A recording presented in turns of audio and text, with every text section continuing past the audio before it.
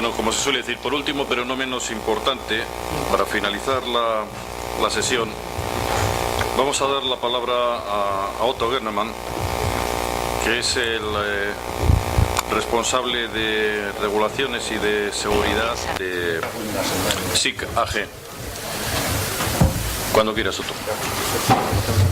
Sí.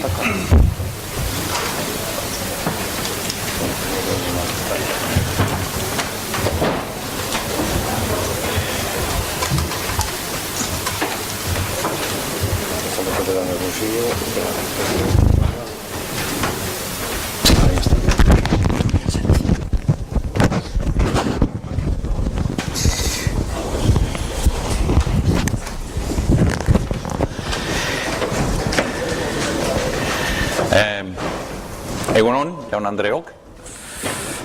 Einen schönen guten Tag, meine sehr verehrten Damen und Herren. No tengan miedo, no voy a seguir en alemán. Voy a ver si lo puedo hacer en castellano. Y bueno, muchas gracias primero a Osalan y a la Universidad del País Vasco por la oportunidad de estar aquí otra vez en, bueno, la bellísima Euskadi. Y de hablar un poquito sobre una visión panorámica de la prevención de los riesgos laborales dentro del contexto de la industria 4.0. Industria 4.0, bueno.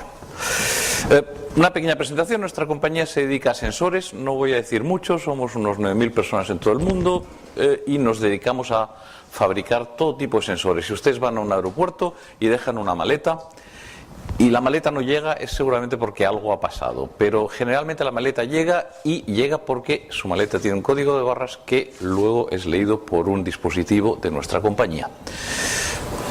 También hay muchas máquinas que tienen muchos sensores. Si ustedes pasan, por ejemplo, por Alemania, por una autopista, hay un sistema de medición de camiones que se utiliza para hacer pagar esos camiones del peaje, también utiliza esos sensores. En muchas máquinas, en todo tipo de instalaciones verán este tipo de sensores y es a lo que nos dedicamos. Y dentro de esa compañía, pues a lo que yo me dedico es a normativa, soy gerente para seguridad de maquinaria y soy miembro de varios comités de normalización, comités alemanes, también soy miembro de un comité de AENOR y en lo que es la seguridad de máquinas soy el presidente del comité internacional de ISO, el comité técnico 199 y del correspondiente comité técnico europeo. Me dedico a robots, automación, vehículos industriales, máquinas de herramienta, máquinas empaquetadoras, es como digamos la secuela a ese trabajo de normativa. Y en ese aspecto vamos a hablar de la industria 4.0. ¿Y qué es la industria 4.0? Pues una cosa muy sencilla. Es una iniciativa conjunta que partió del gobierno y de la industria alemana para reforzar la aplicación de las tecnologías digitales en el sector industrial, en el sector productivo. Lo vamos a llamar fabricación inteligente, fabricación avanzada, smart manufacturing, tiene muchos nombres, cada país le pone un nombre diferente, pero estamos hablando de lo mismo. Vamos a introducir, a aplicar prácticamente las tecnologías de la información en los aspectos productivos en la industria especialmente. ¿Y cómo lo vamos a hacer? Pues primero vamos a utilizar maquinaria avanzada.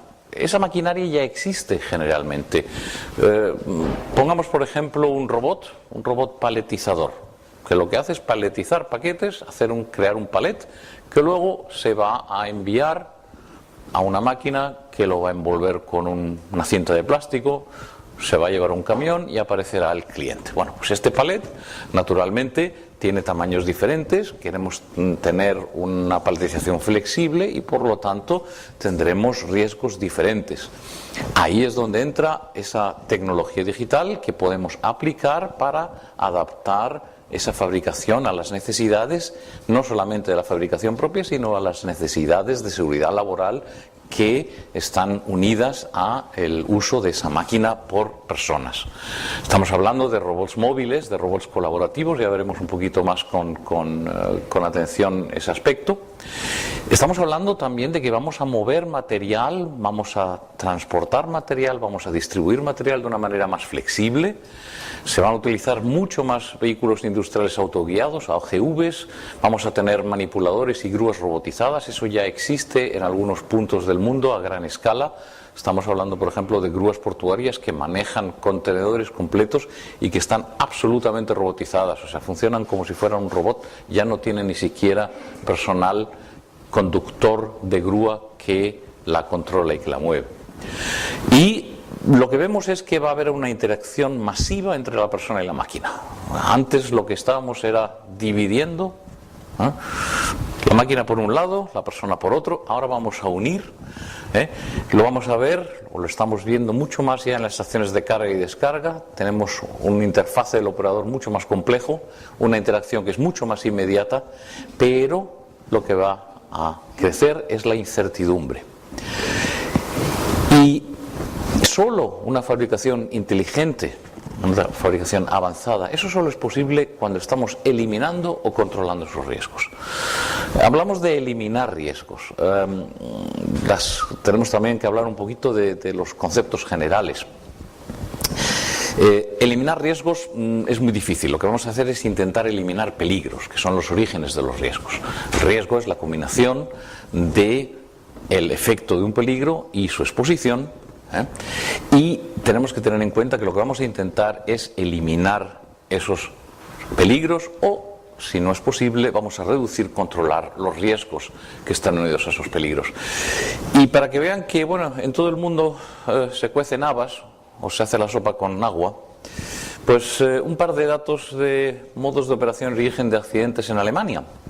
Esto viene de una estadística que se hizo el año 2008, que lleva más o menos 10 años de uso de maquinaria, y vemos que interesante es que los accidentes con máquinas ocurren en un 41% en la operación normal bajo el control del operario.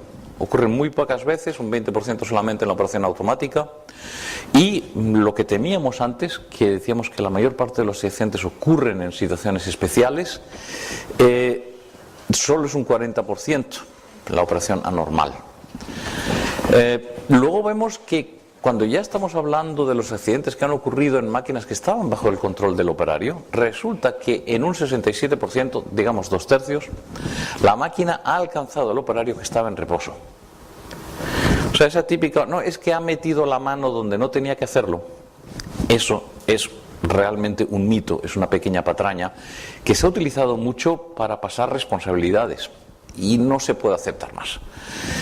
Ese punto, esos 2/3 partes de accidentes en los que la máquina alcanza al operario en reposo, significa que la máquina ha realizado una operación, una puesta en marcha que no estaba inesperada, por el operario, y eso es siempre debido a un fallo en diseño.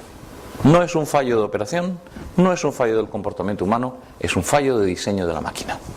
Estamos hablando aquí también de máquinas modernas.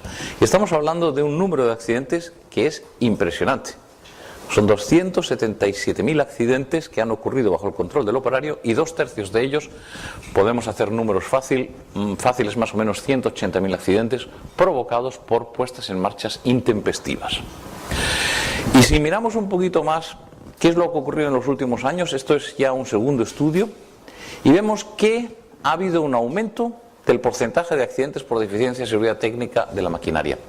Veíamos en la ponencia anterior, que me ha dejado atónito, que en los datos estadísticos de la siniestrabilidad en la industria forestal aumentan desde el año 2008 y se disparan hacia arriba. Cada uno que aprenda la lección que esos datos estadísticos nos están dando. ¿Ustedes saben qué ocurrió en el 2008? Y vemos que a partir de ese año de repente se nos disparan los accidentes. Se disparan los accidentes a partir del 2007-2008, y hay que preguntarse por qué. Ya no hay interés en la seguridad industrial, no hay interés en la seguridad física de los trabajadores. Me parece una cosa que tenemos que pensarnos mucho.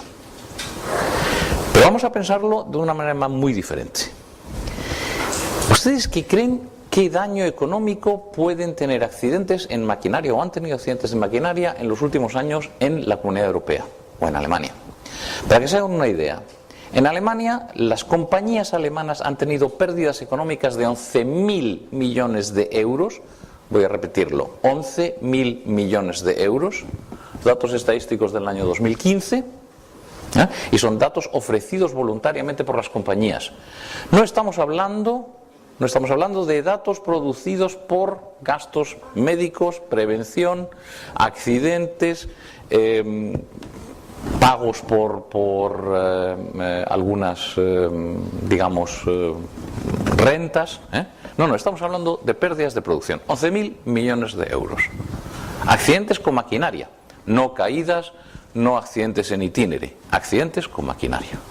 Si nos permitimos eso, yo creo que tendríamos que pensar muy claramente que si vamos a hacer un enfoque puramente económico, simplemente ese enfoque nos dice, cuidado, ahí estamos tirando el dinero por la ventana, y haciendo los puestos de trabajo, haciendo la maquinaria más segura, no solamente vamos a proteger a los trabajadores, sino que vamos a evitar pérdidas económicas muy graves. ¿Y qué vemos? Tenemos máquina avanzada, tenemos una producción personalizada, siempre estamos hablando de que queremos hacer una producción única. Bueno, eso es muy bonito, pero cuando estamos haciendo producción única, tenemos que pensar en riesgos y en los requisitos adecuados a esa producción. Primero, tenemos un incremento muy considerable del número de puntos de peligro accesibles, ¿no? Queremos quitar todas las vallas de la máquina, queremos entrar por todos los puntos, tener la facilidad de cambiar y adaptar esa máquina. Tenemos que quitar resguardos fijos y móviles que no son aptos para esa protección de estaciones de carga y descarga flexibles que queremos tener. ¿Y qué ocurre? Que al final tenemos muchos más movimientos inesperados de parte de la máquina que están causando un estrés por incertidumbre. Es el gran problema que tenemos. La aceptación por el trabajador es muy baja y esa incertidumbre va a crecer cuando vamos a empezar a utilizar sistemas más inteligentes y cuando empezamos a utilizar sistemas de inteligencia artificial. La cosa está muy seria. Resulta que hasta la Comisión Europea ha estado pensando en preparar normas, para el uso de la inteligencia artificial en la sociedad, no solamente naturalmente en la industria, sino en toda la sociedad. Y hay ya el 18 de septiembre hay un workshop, un taller que está programado por la Comunidad Europea en Bruselas sobre la inteligencia artificial. Medidas a tomar, pues evaluaciones de riesgo más detalladas, lo que ha dicho mi predecesor y querido Javier. Análisis de riesgos, evaluación de riesgo más detallada. No vamos a quedarnos en evaluaciones de riesgo genéricas, tenemos que entrar en el cogollo y allí es donde empieza el trabajo, porque si vamos a hacer una pieza única y esa pieza única tiene un proceso diferente, ese proceso diferente tendrá riesgos diferentes.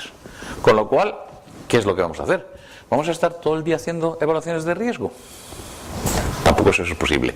Cuidado que eso de la producción única y superflexible conlleva también otras realidades detrás, que son la de que hay que tener cuidado en lo que estamos haciendo para poder proteger a la persona de los posibles riesgos que están detrás. Tenemos que considerar muchos escenarios muy complejos, unas interacciones mucho más elevadas, y con lo cual tenemos que tener en cuenta que vamos a tener que aplicar dispositivos de protección que no van a tener contacto. Vamos a necesitar mucha inteligencia, mucha sensórica para poder proteger a las personas adecuadamente. Y se va a requerir funciones de seguridad de una alta fiabilidad. Cuando estamos hablando de la fiabilidad que vamos a necesitar para sistemas robóticos, ya estamos hablando de fiabilidades que están con probabilidades medias de fallo peligroso de 1 por 10 a la menos 6, que es el nivel C de un ISO 13849. Robots móviles. Bueno, conocemos que los robots industriales ya los conocemos desde hace muchos años, pero siempre los hemos metido en una jaula, en un entorno muy controlado, ¿no? Y ahora de repente viene alguien y dice, no, vamos a quitar las jaulas porque es más fácil trabajar sin jaulas, nos permite mucha más flexibilidad. Eso está todo muy bien pensado, pero ¿qué ocurre? Que aumentan todas esas áreas de peligro. Y aquí, para que vean ustedes la combinación práctica, aquí estamos en una operación de pulido de una pala de un generador eólico por un robot móvil. Es una plataforma móvil que tiene luego un robot industrial acoplado y que está realizando esa tarea que, imagínense ustedes que eso tengan que hacerlo manualmente. Eso es un auténtico trabajo de chinos, es para aquel que ha matado a su padre con un calcetín sucio. Y, claro, ahí tenemos que pensar en que ese aumento de las zonas de peligro también tiene sus riesgos, sus requisitos, ¿no? Tenemos vehículos autoguiados, tenemos una autonomía muy alta, no es una tecnología que es nueva, pero necesita una consideración cuidadosa, tenemos que tener mucho más cuidado con lo que estamos haciendo. La protección en 3D, es decir, el poder medir, el poder identificar objetos, personas y todo tipo de obstáculos, tenemos que hacerlo ya en 3D, es casi imperativo. No vamos a poder seguir con el sistema clásico que estamos usando, sino vamos a necesitar, por esa flexibilidad, otro tipo de sensibilidad. Medidas a tomar, otra vez la evaluación de riesgo más detallada, es lo único que sirve. Y siempre oigo hablar de aparecen nuevos riesgos. Bueno, desde un punto de vista muy clásico, no hay riesgos nuevos. Si ustedes se van a la ISO 12100, hay una lista de riesgos que es muy clara. Son los riesgos mecánicos, los riesgos eléctricos, los riesgos térmicos, los riesgos por vibración, los riesgos por sustancias peligrosas, los riesgos ergonómicos y las combinaciones de riesgos. Más no hay.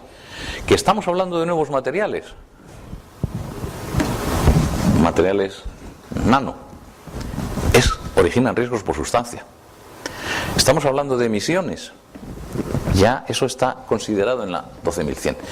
No aparece nada nuevo. Lo que pasa es que tenemos que leer correctamente esas normas que ya existen y aplicarlas como se han diseñado. Y cuando me dice la gente, no, es que la directiva de maquinarias no se puede aplicar a robots colaborativos, digo, pero ¿quién os ha inventado eso? Un robot colaborativo es una máquina. La directiva de maquinaria no contempla un caso especial, ¿no? Esta máquina no entra dentro de la... No. Si la máquina es una máquina, según la define la directiva de maquinaria, hay que construirla como define la directiva de maquinaria. Y quien haya leído la directiva de maquinaria más detalladamente verá que es una directiva muy genérica, que se puede aplicar a todo tipo de maquinaria. Estamos aquí hablando de que tenemos que tener una evaluación de riesgo mucho más detallada, tenemos que considerar, por ejemplo, la estabilidad durante la operación, operaciones muy complejas de traslado y manipulación a su vez, claro, nos vamos a querer mover y trabajar. Aplicación de dispositivos de protección sin contacto es cuasi necesaria. Naturalmente podemos poner barreras, pero eso es lo que no se quiere. Imagínense ustedes que estamos hablando de palas de 52 metros. ¿Vamos a instalar una barrera de 52 metros a cada lado de la pala? Imposible. Eso no es manejable, ¿no? Y vamos a tener que utilizar funciones de seguridad de mucha alta fiabilidad por esos movimientos inesperados, esas autonomías que vienen de esos equipos. Y para que vean un poquito ya me he ido para atrás, tengo que esperar un momento, lo que va a ocurrir y lo que ya está ocurriendo en el mercado, estamos hablando de vehículos autoguiados que están haciendo esa logística, está aumentando ese número de vehículos, con lo cual aumenta la probabilidad de colisión. De repente los cálculos de riesgo, las evaluaciones de probabilidad de riesgo ya no son las mismas. Estamos hablando de un aumento de hasta un 1000% del número de vehículos cada año. Estamos hablando de que esos vehículos ya no son vehículos simples, son vehículos más complejos, con diferentes alturas de cargas, es decir, vamos a necesitar también protección en 3 dimensiones para muchas aplicaciones. La tecnología es una tecnología eficaz y comprobada. Hay cientos de miles de vehículos autoguiados que están trabajando en cualquier condiciones. No tengo aquí un ejemplo que quería enseñar, pero que lleva también a la conexión al GPS. Hemos trabajado con una empresa en Alemania en la que hemos realizado un vehículo guiado por GPS diferencial, es decir, GPS por satélite más GPS fijo, y este vehículo lo que hace es almacenar palets de ladrillos y puede colocar un palete de ladrillo sobre el otro. ¿Por qué? Porque el vehículo al andar tiene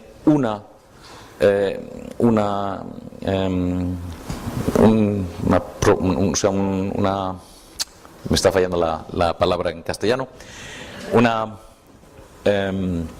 exactitud de posicionamiento, esa es la palabra correcta, exactitud en el posicionamiento de 2,5 centímetros. Un vehículo que se mueve al aire libre en zona gigantesca y es capaz de paletizar palets completos de ladrillos de esa manera. Medidas a tomar, lo mismo, la evaluación de riesgo más detallada, la consideración de la estabilidad, la aplicación de dispositivos de protección y funciones de seguridad de alta fiabilidad. Estamos demandando cada vez más a la máquina. ¿Qué ocurre? Vamos a usar mucho más redes informáticas para la navegación y el despacho, lo que ya están haciendo grandes compañías como Amazon y Alibaba, etcétera, etcétera. Y esta es la realidad, esto es lo que vemos, ¿eh? Muy común ya desde la última década.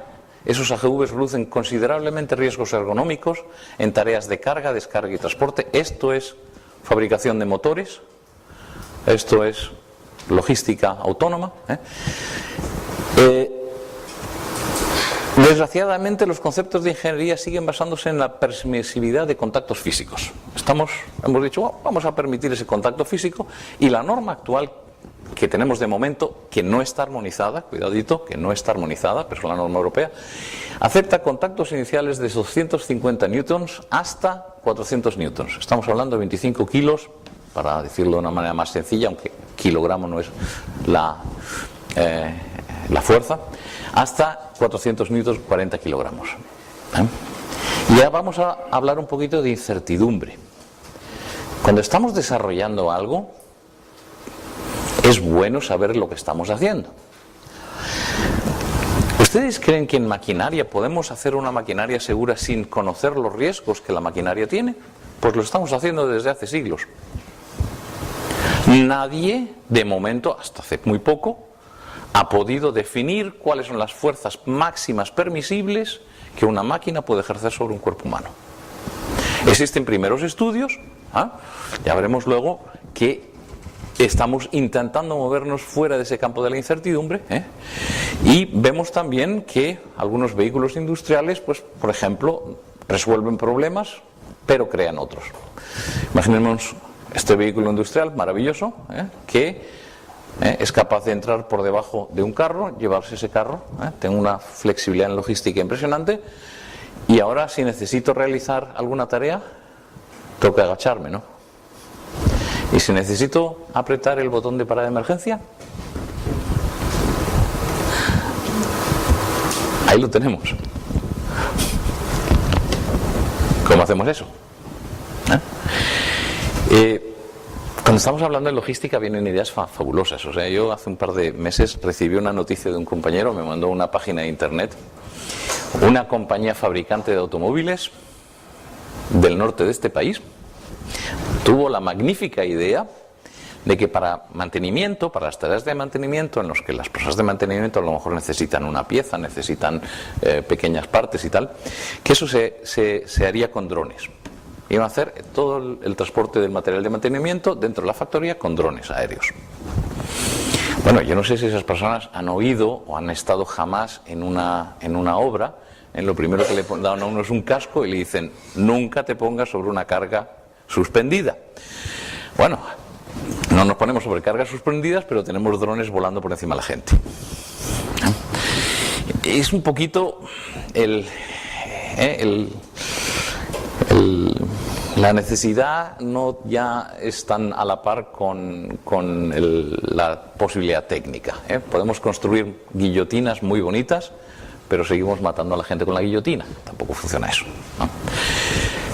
Un ejemplo de la aplicación de esos AGV es una zona de carga y descarga. Vemos aquí el AGV. Ay, ya me he ido. Aquí vemos el vehículo que es totalmente autoguiado, está protegido y tiene aquí su láser, escaneador de láser para medir, para detectar las marcas de posición que le permiten navegar. Y ven aquí que esto es una zona de entrada totalmente libre. Aquí hay un robot que está paletizando, es un robot paletizador, está completamente abierto, no hay verjas, y lo que se utilizan son dispositivos de protección para permitir esa alta flexibilidad. O sea, eso ya es una realidad que está ocurriendo, se está haciendo mucho ya, y vemos que al aumentar esa flexibilidad está también aumentando la complejidad de las soluciones que vamos a tener que aplicar, que son soluciones técnicas, ¿no? Y muchas de esas soluciones técnicas, pues de repente vienen las compañías y dicen, oye, pues yo lo quisiera hacer con un robot colaborativo. Bueno, existen hasta situaciones en las que le llama un cliente y le dice, oye, mira, hemos comprado un robot colaborativo, ¿nos puedes decir qué podemos hacer con él? Pero bueno. Y También hay una tendencia, digamos, a equivocarse un poquito en lo que, cuando estamos hablando de robots colaborativos, en lo que es un robot colaborativo. El robot colaborativo es el que tiene una tarea que se realiza en el mismo espacio y en el mismo tiempo con el humano. Cuando el humano está fuera, ya no es colaborativo. Cuando es en otro tiempo, tampoco es colaborativo. ¿Y cómo se pueden hacer esas aplicaciones? Pues lo primero es lo que se llama la parada segura monitorizada. Es un poco, digamos, lo que se ha estado haciendo en los últimos años. Es decir, yo entro en una zona de peligro donde está el robot se para y espera a que yo me vaya.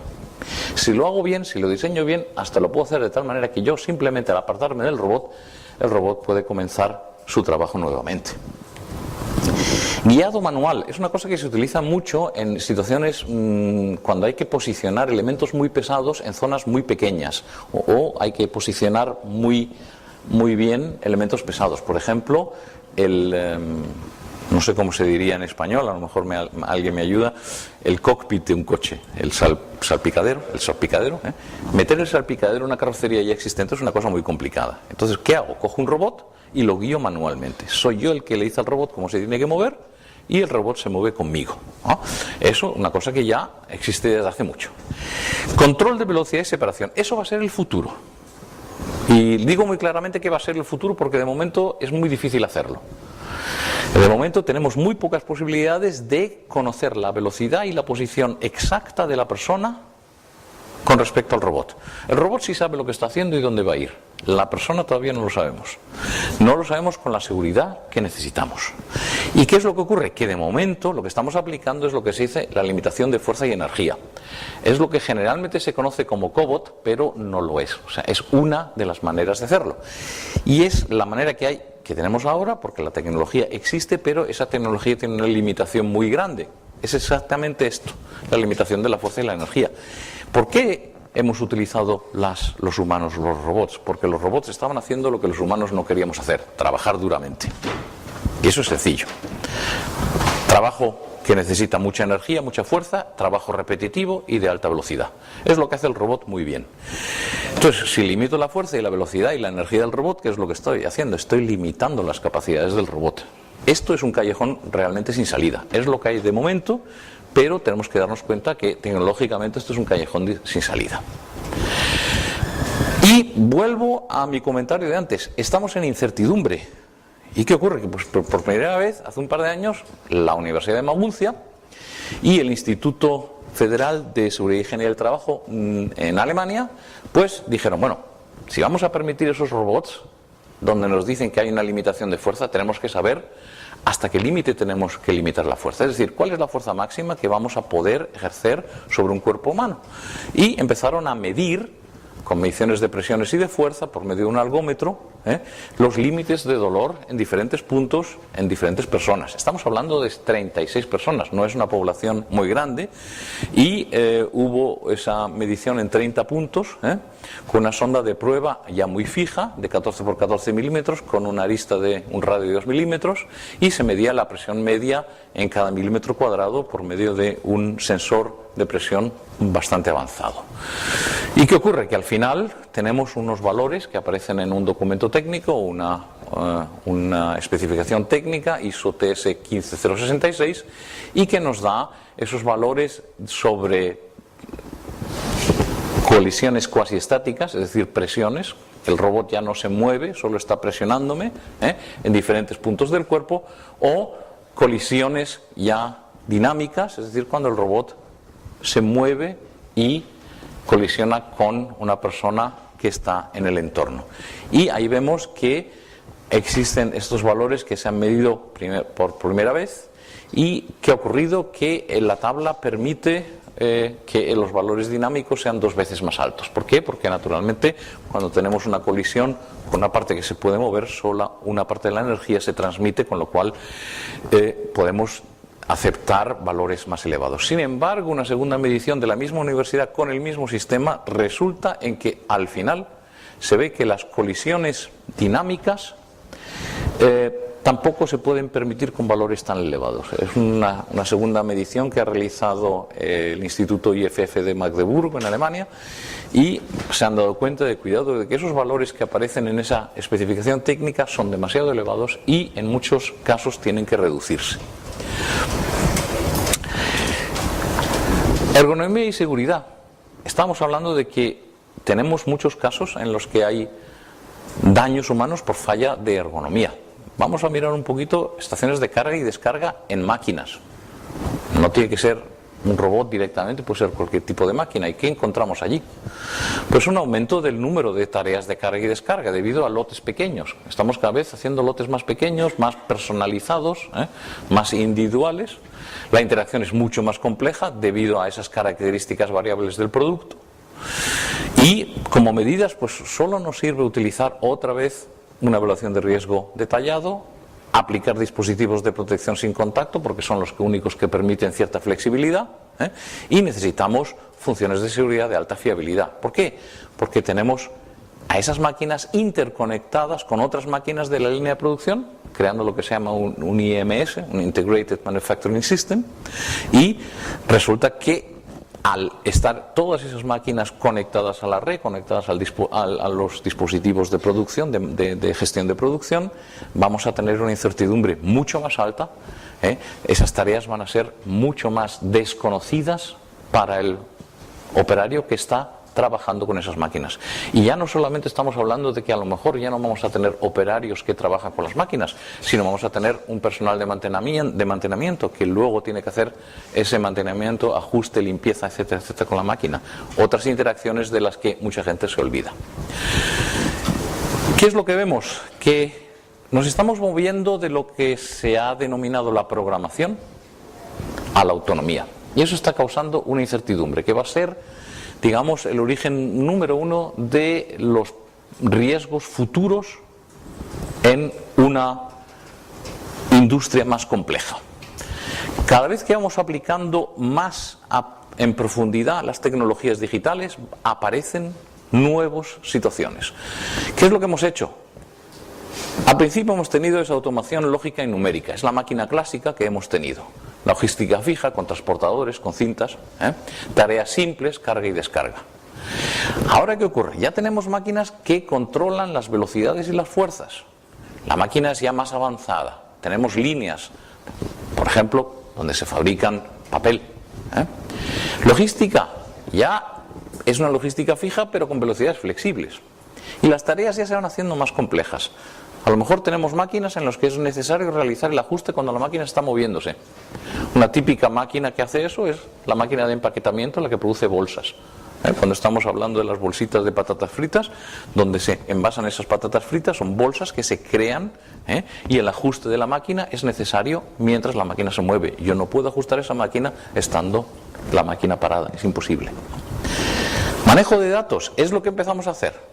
Había ya la maquinaria compleja, maquinaria, por ejemplo, de control numérico, en la que ya pasamos datos de diseño directamente a la máquina y la máquina produce la pieza que queremos.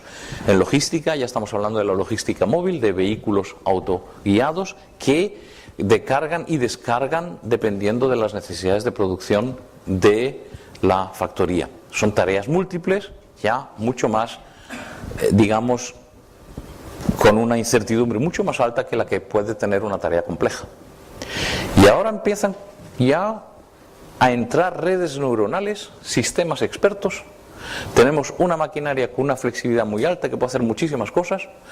La logística móvil se transforma de vehículos simples autoguiados en grupos de vehículos. Pueden ver que hay proyectos en los que pequeños vehículos se agrupan ellos mismos para construir una cinta transformadora, que dependiendo de las cargas es un vehículo solo el que lleva la carga o 5 vehículos que se agrupan en un enjambre y se mueven juntos, Y estamos hablando ya de la colaboración simple entre la máquina y la persona. Y llegará un momento en que tendremos inteligencia artificial, en el que vamos a aplicar la tecnología y crear inteligencia artificial, y tendremos una maquinaria autónoma. Autónoma significa que esa máquina va a tomar decisiones in situ. Y la persona que está al lado de esa máquina no sabe qué va a ocurrir 2 minutos más tarde, o 1 minuto más tarde, o 10 segundos más tarde. Esa máquina va a interaccionar con nosotros y para esa interacción la máquina tendrá que ser cuasi tan inteligente como otro humano. ¿Qué peligros eso puede llevar? estamos hablando de estrés, psicoestrés, estamos hablando de lo que llama la Comunidad Europea trustworthy, de poder creer en, poder fiarme, tener fiabilidad en lo que está ocurriendo. Y veremos que tendremos robots logísticos, es decir, ya no vamos a ponernos un exoesqueleto, sino que va a venir un robot que va a venir andando, va a coger el paquete, se lo va a llevar y lo va a poner en un sitio. ¿Y qué va a ocurrir? Que de tareas simples nos vamos a la colegialidad. La máquina va a ser nuestro futuro colega. ¿Cuánto va a tardar eso? ¿5 años? ¿10 años? ¿15 años? Muy difícil de decirles algo. Hay un avance muy rápido en tecnología. Ese avance hasta cierto punto ha estado diversificado. Les hago un pequeño ejemplo. Es muy difícil construir, es muy difícil diseñar una cámara para usos en seguridad industrial. Una cámara que pueda detectar un objeto o una persona con la fiabilidad y seguridad para utilizarla como dispositivo de protección. ¿Por qué? Porque existen más de 300 compañías en el mundo que se han dedicado a la tecnología de la visión desde hace muchos años, y todas estas compañías tienen una patente por aquí, una patente por acá, otra patente por aquí y otra patente por acá. Lo que significa que al final, cuando alguien quiere construir, diseñar un dispositivo como el que al que me he referido, pues es imposible, porque tengo que hablar, tengo que hacer negocios con 20, 30, 40, 50 compañías para que ellos me den la posibilidad de utilizar sus patentes y poder crear ese equipo. ¿Y qué está ocurriendo por el otro lado? Tenemos grandes compañías tecnológicas, Microsoft, Google, Amazon, que ya emplean no a cientos, a miles de ingenieros especialistas para desarrollar visión inteligente, inteligencia artificial, sistemas de enjambre, este tipo de tecnologías. Estamos hablando de que esto se está concentrando en un par de compañías, y que eso puede también acelerar mucho más ese desarrollo tecnológico, cuando la diversificación lo que ha hecho es también frenarlo de alguna manera. Interacción robot, persona, máquina, pues ejemplos sencillos. Requisitos de seguridad contra requisitos de ergonomía. ¿Qué hago? Quiero evitar que la gente levante cargas al cargar el robot, que no sea ergonómico. Pues naturalmente tengo que reducir el tamaño del resguardo. Reduzco el tamaño del resguardo, ¿qué ocurre? La persona puede entrar en la zona de peligro. Tenemos que tener cuidado de que existen también muchas máquinas en las que la ergonomía pues realmente se ha negado, y que están originando muchos problemas, especialmente cuando esa ergonomía luego afecta a operarios y a trabajadores muy especializados, muy bien entrenados, que tienen un costo muy alto. Bueno, un pequeño ejemplo de nuestras últimas inspecciones que nosotros hacemos como compañía. Aquí tenemos unos datos estadísticos de 185 inspecciones denegadas en robots industriales. ¿Y qué es lo que hemos visto? Existen dispositivos de protección, pero no están siempre activos o no controla todas las funciones peligrosas en casi la mitad de las máquinas. La distancia mínima del dispositivo es insuficiente, es decir, no protege. Peor aún, la distancia mínima es desconocida. Es como... sí, estamos usando materiales, pero no sabemos si son nanomateriales o no. Y, bueno, también hay ideas muy interesantes, ¿no? Viene gente y dice, oye, ¿y es que vamos a utilizar estos cacharritos que todos tenemos en el bolsillo para controlar la máquina? Bueno, muy bello, ¿no? Ergonomía, fantástico, fácil manejo, puedo usarlo con guantes. Tengo, naturalmente, una operación intuitiva, tengo comandos unívocos. Pero ahora tengo que hablar de los requisitos de seguridad. ¿Y quién de nosotros no ha tenido nunca un problema apretando en la pantallita y la pantallita o el dispositivo no haciendo lo que hemos apretado? Y si queremos parar un dispositivo y no se para, ¿qué hacemos? Cuidado, ahí la tecnología ofrece muchos caminos, pero no todos los caminos son viables. Tenemos que tener en cuenta esa fiabilidad de la operación. hay una diferencia muy grande entre la electromecánica, aprieto un botoncito y un contacto metálico se abre, y la electrónica. Aprieto en una pantalla táctil y hay una cierta posibilidad de que funcione y otra de que no funcione. Aptitud para el entorno industrial. ¿Esos teléfonos funcionan en toda temperatura y en todas condiciones de humedad? Pues generalmente sí. Pero, ¿qué ocurre con interferencias electromagnéticas? ¿Quién lo ha comprobado eso? ¿Qué fiabilidad tiene? Carga mecánica. ¿A quién no se le ha caído el cacharrito? ¿No? ¿Y qué ocurre? La pantalla crack, ¿no? 130 euros más tarde ya está reparado. Pero eso no vale para la aplicación industrial. Bueno. Y luego viene la intercomunicación, el Big Data. Y con el Big Data, que es lo que el compañero ha mostrado bellísimamente, el buen uso del Big Data para mejorar la seguridad. Hemos visto en el ejemplo forestal magnífico el uso del Big Data ahí. Pues tenemos el problema de la ciberseguridad. ¿Qué tenemos de riesgos? Redes complejas, capas muy diferentes, participantes muy diferentes. Aumento del número de puntos de acceso para los criminales. Hay una publicidad muy interesante de la compañía alemana de telecomunicaciones Telekom que dice, un cartelito que dice, se ve un café de esos modernos, dice, su máquina de café no tiene que estar conectada al internet, su cliente sí. Hay muchas máquinas que se conectan al internet y no sabemos por qué. ¿Para qué lo quieres? No, es para... Cada punto de acceso es un punto de entrada para los criminales. Y estamos hablando de que la parada de una producción, imagínense ustedes que en una empresa del automóvil le paran a uno la producción. ¿Eso cuánto cuesta por minuto? Hasta que viene la llamada telefónica. Tú pagas 300.000 euros en la cuenta en San Petersburgo. ¿Que no ocurre esto? El año pasado, en la comarca en la que yo vivo, que es en la comarca del Bajo Rin, la ciudad de Neuss, que tiene 7 hospitales, todos los hospitales fueron atacados cibernéticamente. Todos. Con ransomware. La ransomware entró en las bases de datos del hospital, en los servidores, y les encriptó todos los datos. Estamos hablando de hospitales. Imaginen ustedes que eso ocurre en una producción. Los ciberataques pueden provocar daños colaterales, como pueden ser pérdida de funciones de seguridad.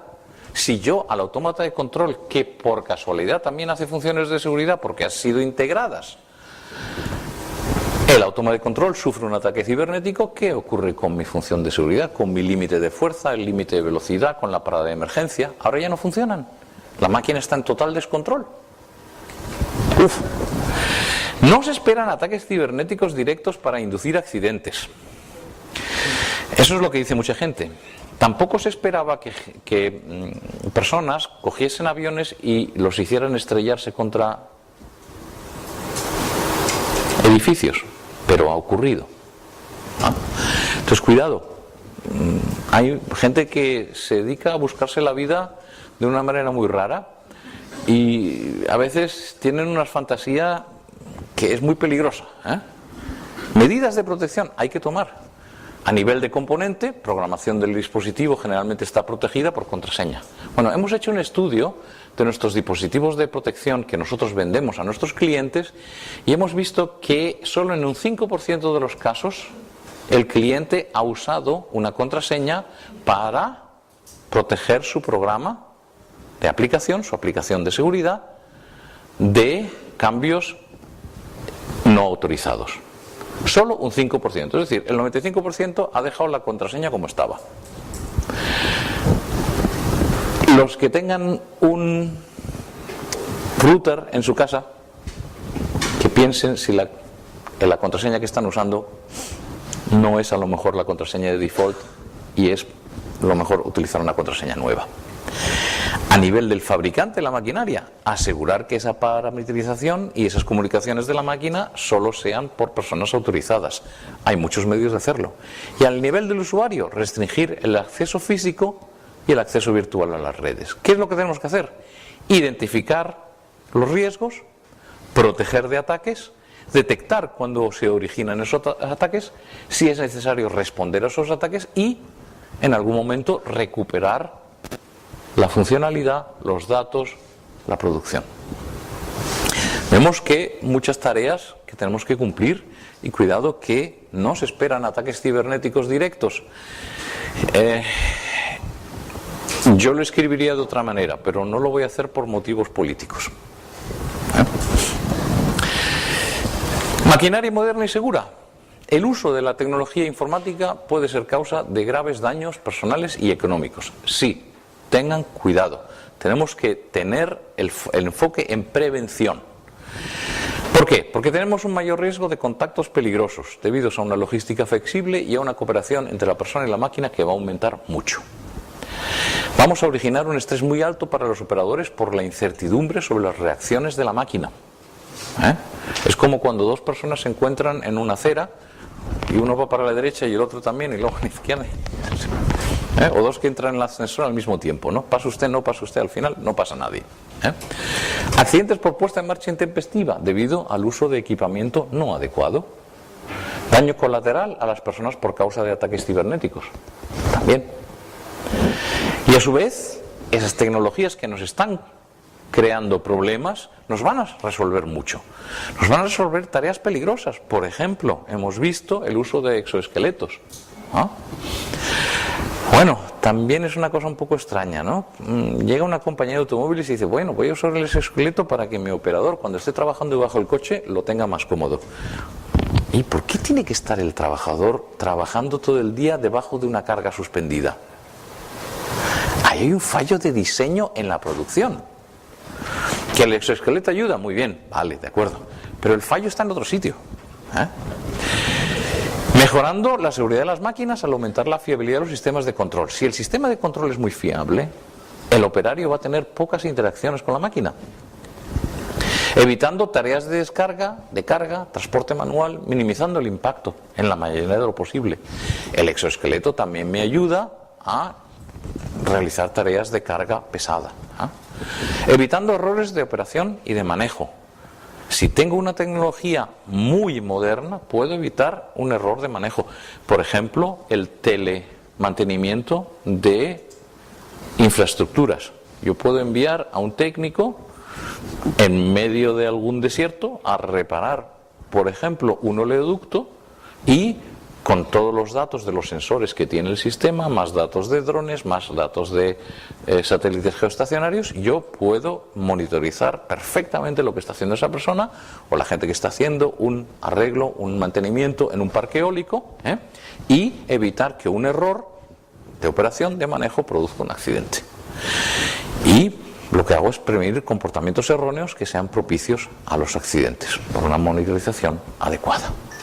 Vemos que tenemos en ese aspecto de prevención, pues tenemos riesgos nuevos que aparecen y tenemos oportunidades de mejorar la seguridad laboral que aparecen también con las mismas tecnologías. Es nuestra oportunidad también de aplicar correctamente esa tecnología para digamos, que toda la sociedad pueda tener una ventaja de ello. Y no pensar de que, sería muy bonito que a los de mantenimiento les trajeran las tuercas y los tornillos con un dron, porque queda muy chulo. O me compro un robot colaborativo porque se lo puedo enseñar a los clientes cuando vengan a visitar mi compañía. No, para eso no está.